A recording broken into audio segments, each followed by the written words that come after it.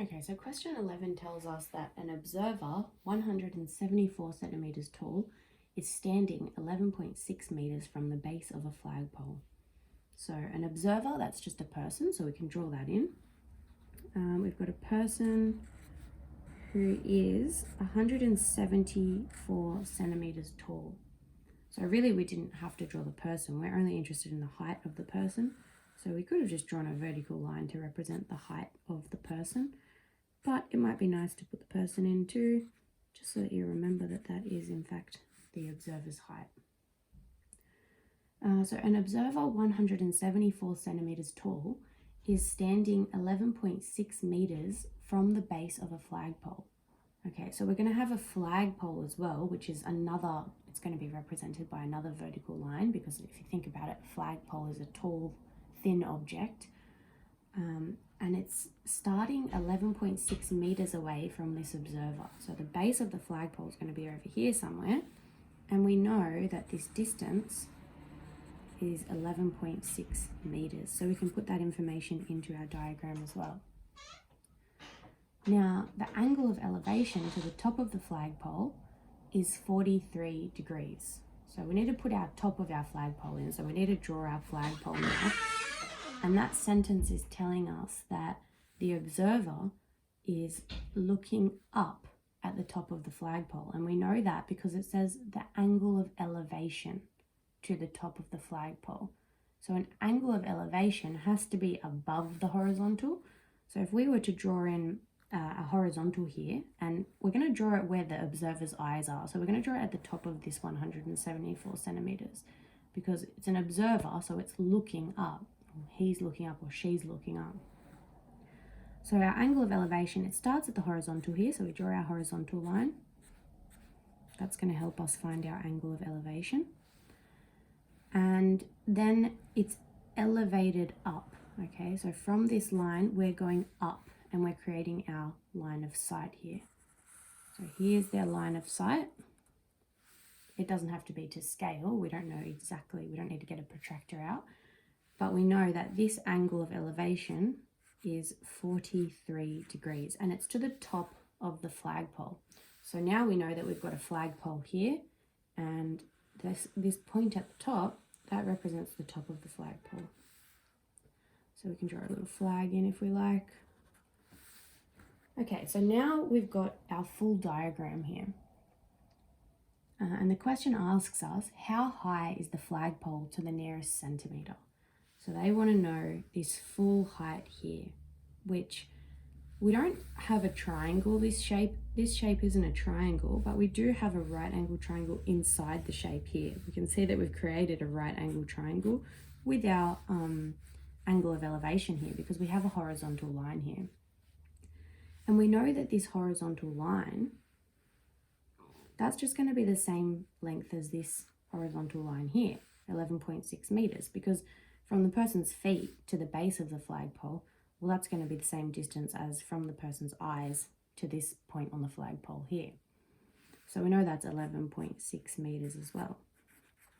So you can see that we have got a right angle triangle and we've got one side in the right angle triangle and we've got one angle in the right angle triangle. So that's enough information for us to work out any of these other two sides, which is good because then we've got part of the flag, which is what we want to find. So that's going to help us. And then we just need to know this extra little bit of the flag here. But we already know this because it's 174 centimeters, yes? This is just the height of the person here.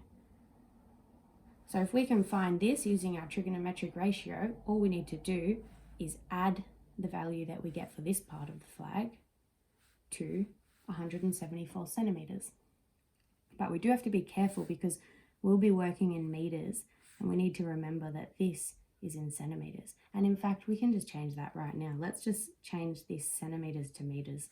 So 174 centimeters, that's the same as 1.74 meters.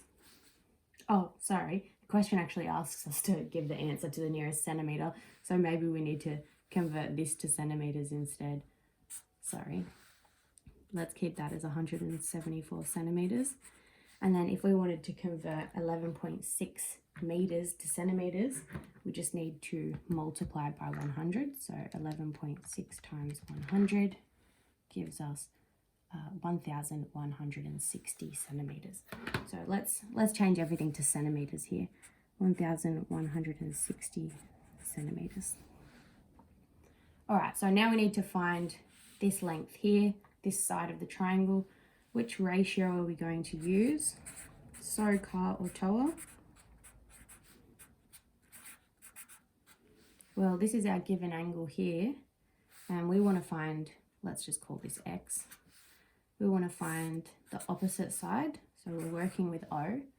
And we've also got our adjacent side here, which is 1,160 centimeters. So we've got O and A, which means we're using the tangent ratio here.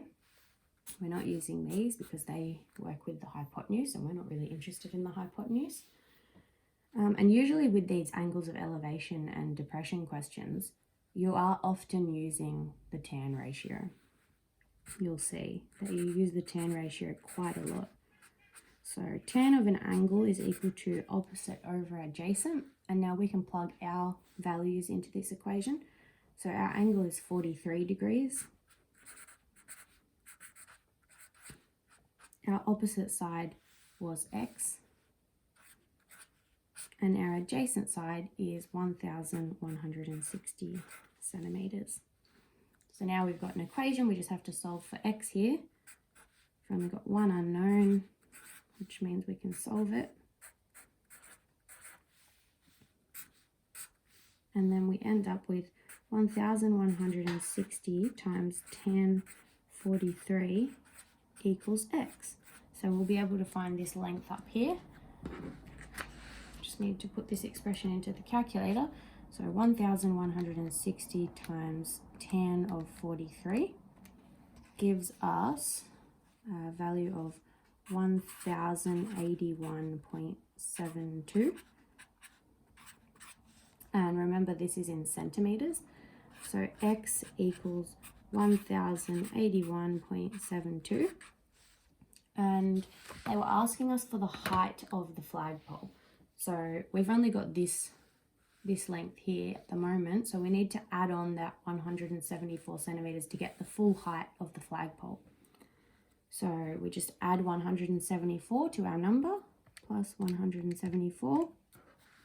And we end up with a height, running out of room here, with a height of 1,256 centimeters to the nearest centimeter. I've just rounded that off.